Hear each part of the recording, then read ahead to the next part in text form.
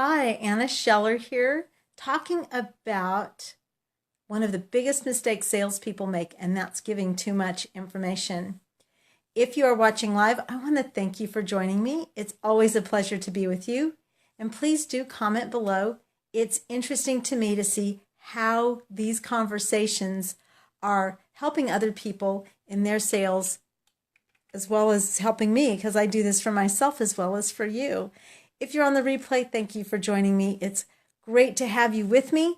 I hope that you get some very valuable information. I believe that you are going to receive at least one great idea today that's really, really going to help you. Now, I called this segment remembering that sales is an intentional conversation and staying focused on your intention. One of the things that we find when we're dealing with students in black belt or with any kind of martial arts is the more we get them focused on their target, the less extra activity, the less extra energy, the less extra superfluous movement they're going to make. And as we get them closer to the focus, the more laser focused they are, the more direct their technique becomes. They're not going to be flailing their arms out or doing things with their feet that are unproductive. And that's what we're going to be talking about here today. We've talked about the beginning of the sales process, lead generation, appointment setting, and building trust and rapport. And these are all important in the sales process. And we're talking about staying focused on the purpose of each step of the process. But you still have to have an overall, arching intention when you're in the sales process. Now, in having that intention, it doesn't mean that you're going to race through the process or short circuit the process in order to get to your goal. Your intention is to move people along in the process of sales to get them to the next stage so that you can lead them in a buying decision. You are a leader, and your job is to lead them to make a decision one way or the other. So the next step in sales is to identify customer needs. This is where it's super important to have questions that you're ready to ask the client as well as putting on your listening ears. Last week, when I did the series on listening, we talked a lot about the importance of listening. And listening at this point is ultra critical because your purpose here is to find the pain of the customer. This can be just a little tricky, and I go into this in more depth when I'm working in some of the classes that I teach.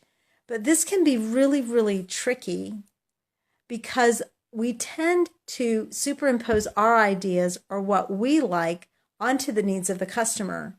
And we start talking and thinking about our needs and what we want.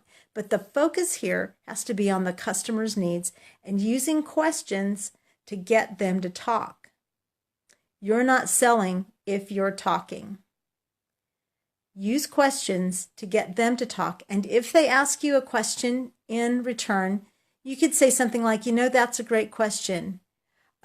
Let's get back to this and then I'll be able to answer that question for you later.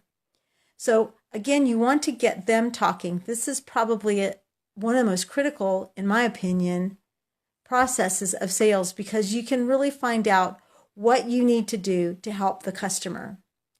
Now, the next step is sharing the benefits. Sharing the benefits. The benefits here, the purpose of this is to help the customer enjoy the benefits of your product or service before you ask them for the order. There are a lot of really interesting, cool techniques that you can use to do that, but I'm going to give you probably one of the most powerful ones, and here it is. Ask your customer to imagine what it would be like if their problem was solved. What would that look like? Then you listen to them. You let them tell you what that would look like to them. And then after they're done,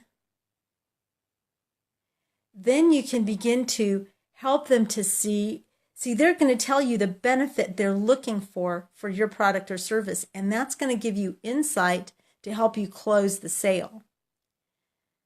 Finally, we ask for the order. The purpose of this is to bring the client to a decision. And if we've done everything well to this point, the client is already enjoying the benefits of your product or service, and simply the close is the natural conclusion to a well-delivered presentation. And it's easy to ask for the money at that point because you can be sure that they're going to move forward when you've helped them enjoy the benefits of your product or service and when you've had a benefit-laden presentation. Your intention is to bring the client to a decision. He needs to make a decision. You need to know that decision so that you need to move on. Now, there's an entire purpose to objection handling, and objection handling is not what we think it is. And I'll be doing an entire week just on how to answer objections, how to keep objections from coming up in your talk. But for the purpose here, objection handling is simply an elegant dance with the customer. If you think of it as a game, if you think of it as a dance, it takes the angst out of answering objections and it helps you to really serve the customer in the way they need to be served best. Now, wouldn't that be really cool? See, objections don't have to be an argument. Objections can be the doorway to the close.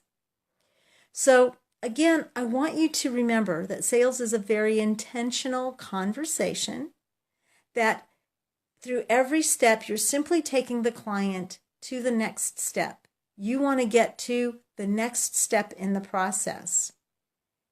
And if you keep in mind the purpose of every step, then you're going to be less likely to give information that's overload for your customer. Because remember, a confused mind doesn't buy. So if you want to know more about this, really do think about liking my Facebook page. I would love for you to like my Facebook page, facebook.com/Anna for your success. And also, I'm going to be coming up with some programs to go in greater depth about the stages of selling and how you can become more effective, become a master at sales.